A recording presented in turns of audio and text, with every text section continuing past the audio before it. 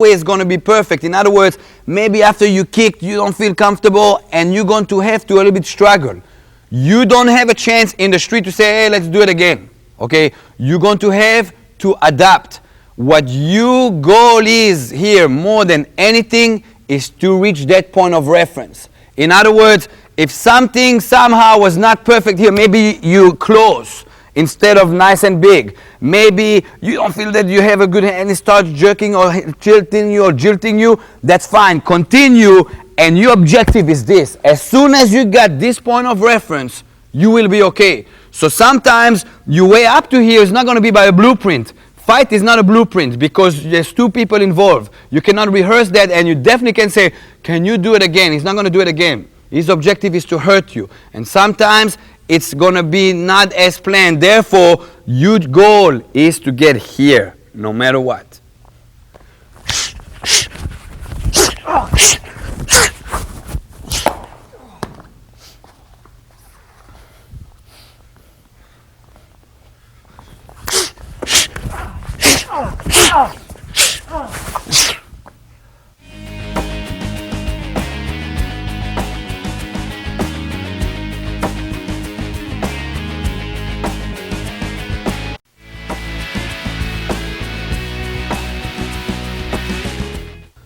This time Chris is coming for an angle 4 attack. Either he's going to slash or either he's coming in with a stab. I treat it the same way. I'm not trying to detect what's coming in and getting more stressed out by it. Again, the first thing I'm going to do is angle out. I'm angling out for 2 reasons. Number 1, so I'll have more distance to seize.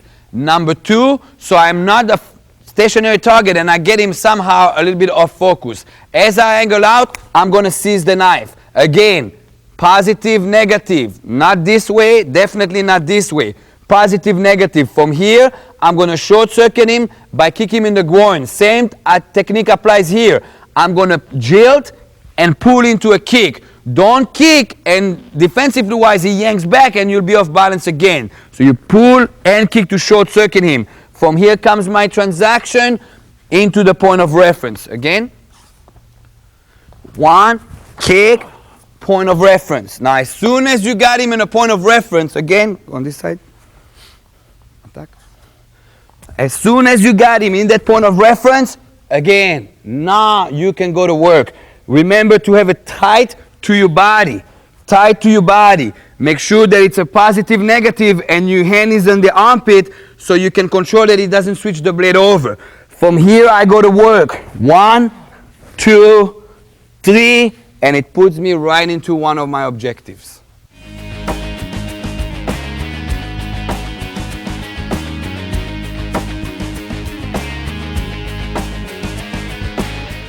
Chris comes in across. Again, I angled out, I kicked. Now watch the transition. What gives me the transition is the jilt of me kicking in the groin. In other words, this is going to short circuit him. As I do so, I rotate down. Don't go across with the blade and then you get cut. Downward. From here, all I do is this hand scoops underneath, serves it into my chest, and I catch it. Okay, do not try to keep holding on and then your elbow is compromised and you're in awkward position. I don't want that elbow up like this. That hand holding here compromises your elbow leverage. All right, when you go here, all you do is down and you let go and you scoop and hug it. As soon as you got it hugged, you can go to work.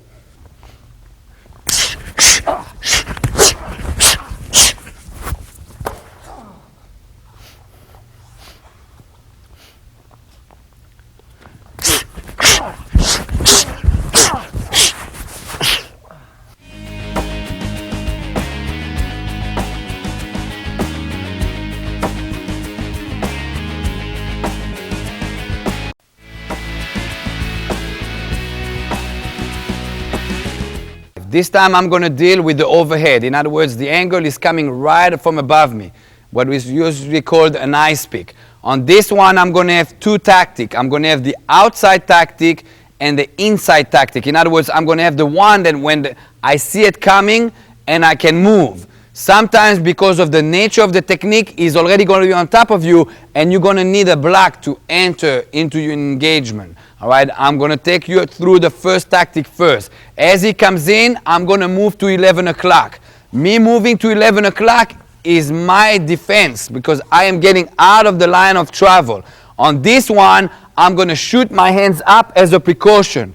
I am not seizing. Because of the nature of the attack and the leverage coming from up above, me seizing it is going to be compromising my safety. Therefore, on this one, I do not seize. As he comes in, I'm here. And I'm going to borrow his momentum to shove it right here. Okay? In other words, I am borrowing this momentum and dissolving the attack with the same motion where he was going to. Again, one and coming here. From here, all right, I am sticking my body to him to control him. Now you got to remember, he came with a lot of momentum and his objective was to hit you with the knife at this height, but he's got penetration and everything came down here. So that's going to help you out with this control. From here, I am going into point of objectives. In other words, I can either incapacitate him or terminate him. If I choose to incapacitate him, I'm going to turn the head and push him here and keep him close to my body so that knife doesn't come back to me. And I'm going to shove down again to the floor. And from here, I'll have a break ankle. Again, stand up, Chris. All right. When you, come on in.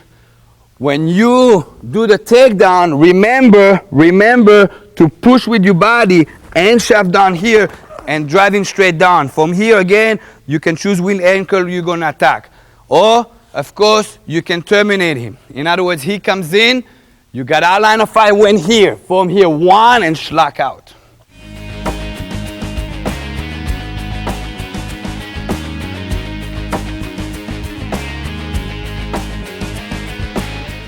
It is important here to realize that when I got him where I wanted, your point of reference is weaker because of the nature of the angle of attack. Therefore, you're going to have to neutralize in a different way. All right?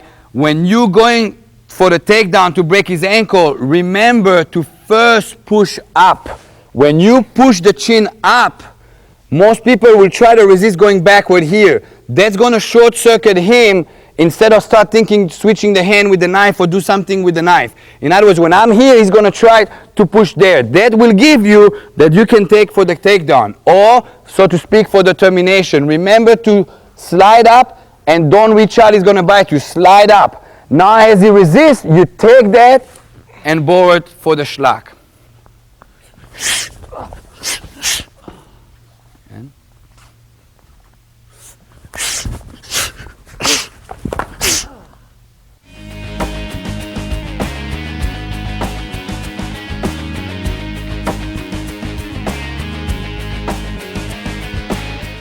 All right, now we're going to deal with the fact that he's already on top of you and you never had a chance to move to the side. In other words, either he was already on top of you or your awareness wasn't there and your timing is off, and out of being the last resort, as he came in, I blocked. Remember, if you're forced to block, according to the relationship of the engagement, remember to have it 90 degrees. Do not panic and reach out and then you're going to redirect that knife to your organs. Make sure it's 90 degrees. Now, giving the fact that I am not armed, in other words, I don't have a weapon to deploy, I'm not going to hit. Because if I hit now, I disconnect him, and then I do not contain him. Again, every time it comes in as a hand-to-hand tactic, I want to contain my opponent. I never want to repel him. It's a Nagana principle that is very important to keep as you fight, because you don't want to stress you out in the ways that you're going to start changing tactics. All right, so instead of hitting, what I'm going to do as he comes in here on contact, I'm going to shoot in my hand. As I shoot my hand in, I'm going to figure four and step through. Now watch what I mean figure four and step through. I'm going to shoot and put my hand right here. As I put my hand right here, it forms a number 4. It forms a number 4. That's why it's called a figure 4. As soon as I got the figure 4, I'm going to step through and push toward his shoulder. Do not push out, because then the hand gets straightened up and he has freedom with the knife. Again.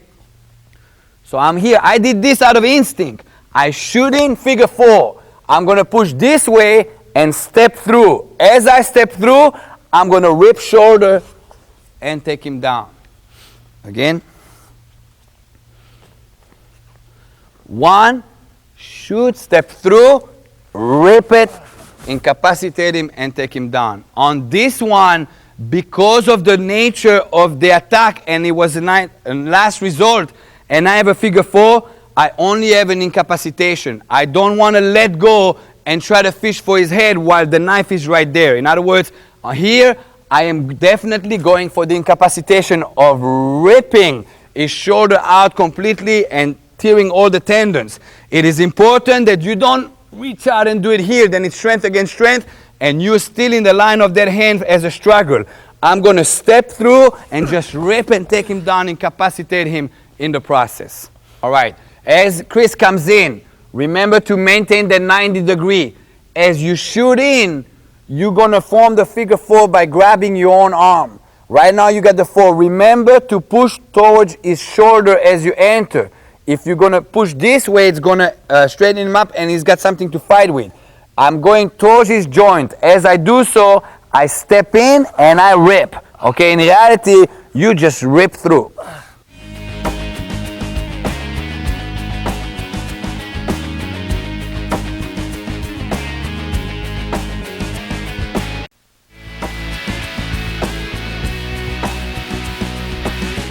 This time, Chris is going to come in with a straight stab. It doesn't matter if he uses this lead or if he stabs from the rear, or so to speak, if he grabs my shirt and goes for a stab. I treat the attack the same way according to the line of fire. Now, because he's coming in the center, that is considered primary danger. In other words, my primary defense now will be to move to 11 o'clock. I am going to cut angle to 11 o'clock. If I only do so, he's going to follow me and cut me. I'm going to have to insert a protection. From here, I'm going to have a 90-degree angle block. Again, he comes in, 90-degree angle block. The block is 90 degree. Do not have a diagonal. If you have a diagonal, you direct him to your abdominals. You keep it right here. Now from here, what I'm going to do is, I'm going to cup. All I do is this. Okay, do not grab with your thumb. If you grab with your thumb and he jerks it back, pull back, I'm going to go with it and it's going to short circuit me. I'm cupping it down simply so I can strike him, all right? Because on this particular technique, if I try to grab him, I'm going to end up too negative and cut it and kick him, I'm going to end up being cut. No good. So from here, I cup down and I short circuit him by hitting right here. As I hit him right here, I'm right into my transition, into my point of reference. Again. So number 1, right here, 90 degree, cup down, hit him. Transition, point of reference. Make sure it's nice and tight. Make sure your hand is in the armpit so the head will not be able to switch the blade. And from here I go to work. 1, 2, 3, into one of my objectives.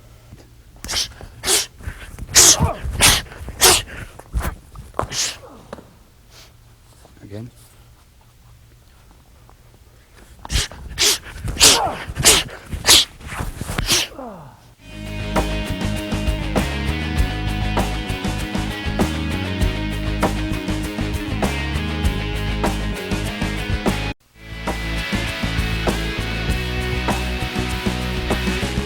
This time Chris is coming in with an understab. Because of the nature of this attack being very strong, I'm going to take a 90-degree block to begin with. Okay, it's important here that you look at my body posture, that I'm leaning into the block, so I maintain the knife far away from me. If I simply block and the knife is long enough, and according to the penetration of his strength, I'm going to get stabbed. So I am going to actually lean into that 90 degree. Again, make sure it's 90 degree, not bigger, because then I'm going to actually direct him to my throat or to my neck. All right, so again, I'm here. Now I'm going to hit him in the groin. 1. As I do my transition. Why? When I'm here and I hit him in the groin, it's going to help me going into my point of reference. All right, again. Do not hit in the face. You hit in the face, you'll disconnect him, and that is designed for deployment. Right now, again, I'm working without a weapon. In other words, he comes in, 1, and hit in the groin. From here, I got my transition into my point of reference. Remember, you want this in, nice and tight. 1, 2, 3, and then you can go into one of your objectives.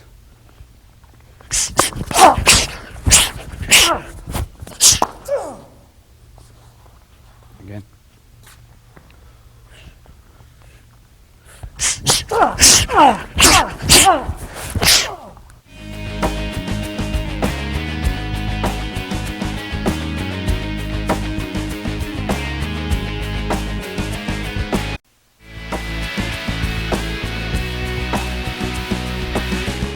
Okay, that brings us to the issue, if you're law enforcement and you cannot incapacitate or you cannot terminate your opponent.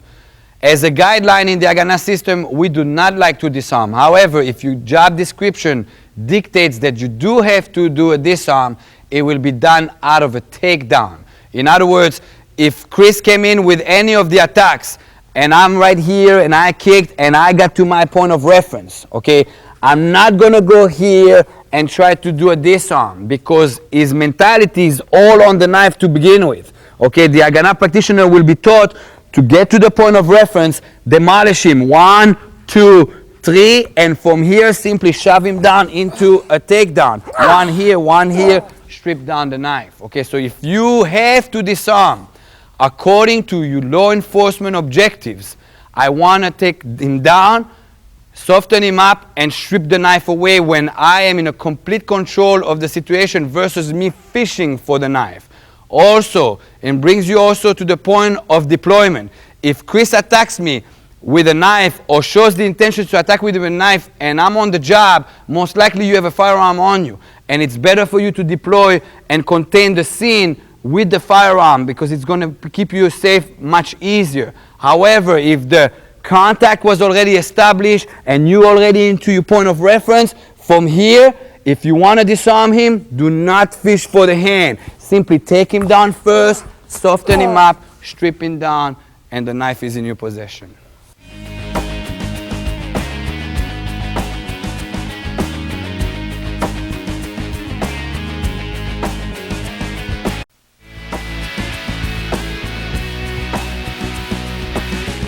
That brings us to knife threats issues. A knife threat is different than a knife attack. The knife attack, the intention and the action was already in flight. With the knife threat, he's going to have one of 3 demands behind that knife threat.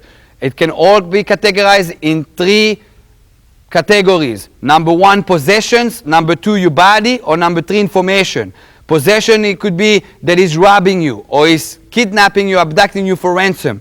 Your body could be he's about to rape you or he's about to kill you and then rape you. Or then it goes into information. He needs the information out of you.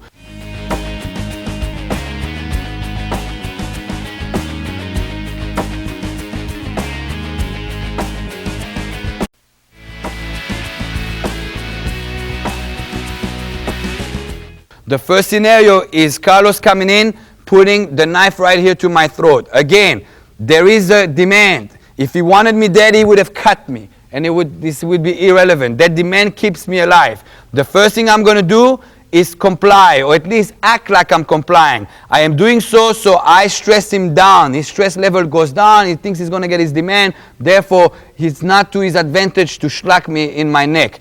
And here also, I'm getting my hands closer to the area where I'm going to want to operate. So again, number 1 will be right here.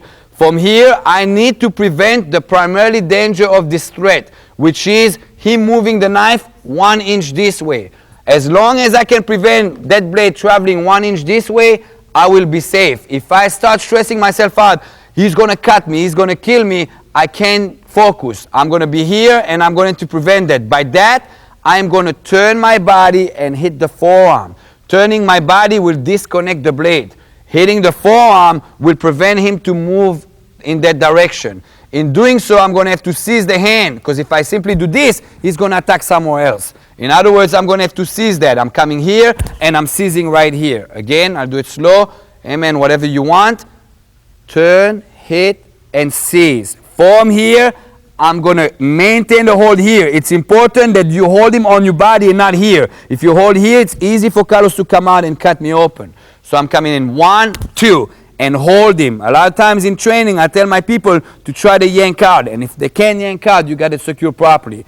All right, from here, I'm going to hit right here with the back of my hand, serving me into my famous point of reference. As soon as I got a point of reference, it's very important here that your forearm is across his face. If you have it like this, he can reach out for the knife on the other side or on the inside, so to speak, and cut me open. Make sure that the hand is here so he cannot reach out for the knife. From here, of course, I'm going to work. 1, 2, 3 knees, and going into one of my objectives.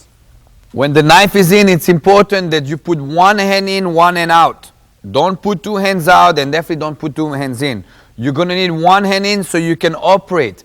You always put the one that's out on the side where the knife is. In other words, I'm not going to put one in out in here because this hand is irrelevant, it's just holding me. I'm always going to be here.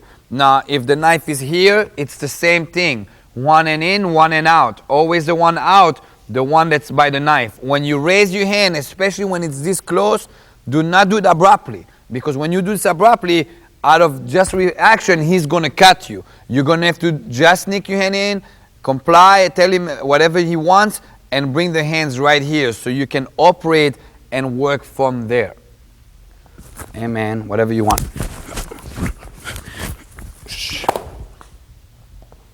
This side. Amen. Whatever you want.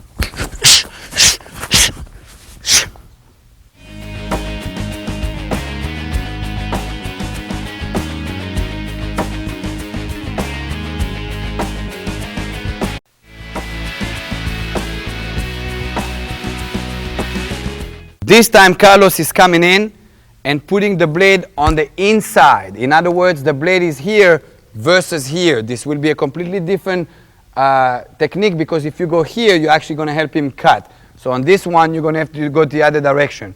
Again, he's got a demand. That demand keeps me alive. I'm going to pick up my hand. One inside, one outside as usual. You're going to do this because I don't want you to go this one, this one, this one. I want all the time the programming be the same. I'm coming here. This time I'm going to prevent him to cut by grabbing and coming here. Watch again. Grabbing and coming here. From here, hit, point of reference, and you're going to stick the hand to your shoulder versus being on the chest. Again. 1, 2. Grab, point of reference. Make sure you maintain that the knife is secured to your shoulder. From here, 1, 2, 3 knees, and to one of your objectives. Again. Amen. Whatever you want. 1, 2, 1, 2, 3, into one of your objectives. Amen. Whatever you want.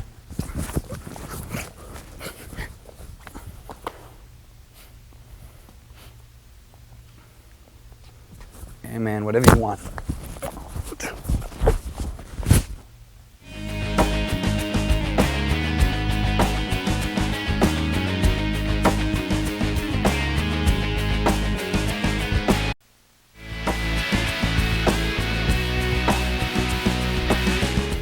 This time Carlos is going to come from the rear. Again, I have to identify the primary danger. Primary danger now is the blade traveling this way.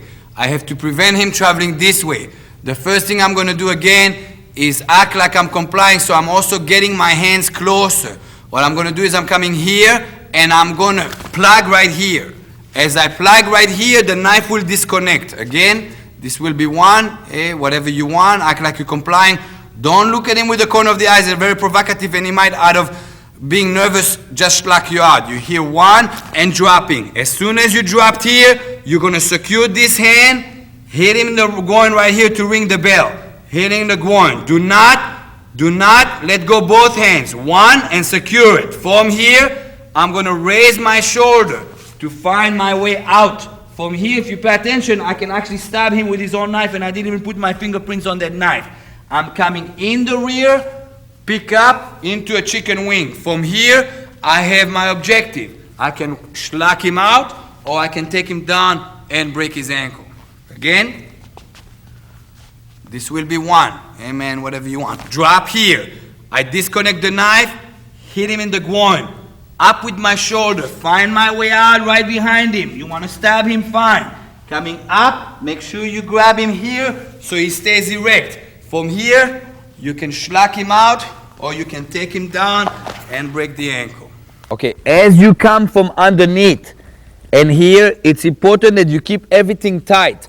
Don't come out and give him room. All he's going to do is yank and he'll be out and he'll be free. When you came from underneath, you want to raise your shoulders so you create yourself a window to step right back. So you can still stab him and you're going to drive that hand right behind his back while you're going to grab the shoulder right here and keep him erect. There will be the chicken wing right there. Only from here he's got already pain compliance. Right here. And you go into your objectives from there. Hand goes straight up, keep it tight. If anything, you want your whole body to be involved into the chicken wing. Hey man, whatever you want. Good. Again. Hey man, whatever you want.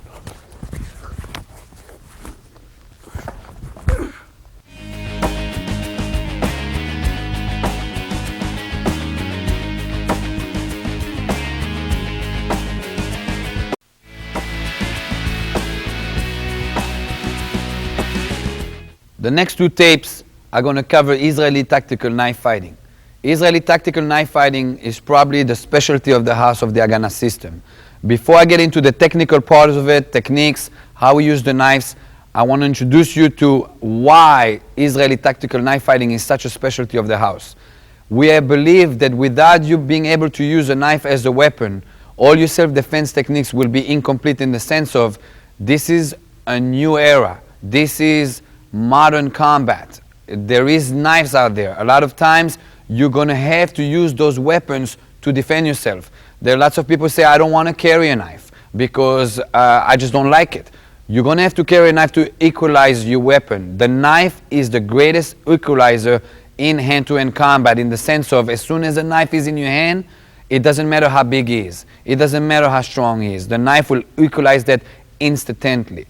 On top of it, you have to look at the history of the Hagana system.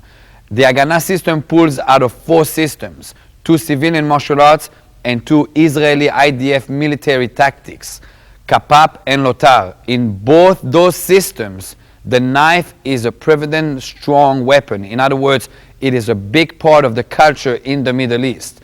Throughout the history of the IDF and throughout the conflict between the Israelis and the Arabs, knife attacks have been part of the culture. And because of that, both sides are armed with knives. In other words, you'll have the knife attackers and you'll also have the IDF operators that carry knives. It is important that you learn how to use a knife also as an intelligence gathering, how to deal with the knife attack. If I don't know how a knife attacker is going to attack me with a knife, how the hell can I defend against it? In other words, I'm going to have to learn how to use that knife to be aware of what's coming in. If I don't know how to use a knife, I surely don't know how to defend against a knife. So that's on a tactical level. Also, it is important that you understand the violence involved in a hand-to-hand combat situation. Combat, street fighting, violence is serious business. If you don't bring the weapons into play and the other side does, they'll always have the advantage. So yes, you want to be the good guy, but on the other hand, you don't want to be the underdog in the fight. Therefore, it is important that you build Israeli tactical knife fighting into your curriculum, into your arsenal as an Hagana practitioner. With that in mind, let's get to work.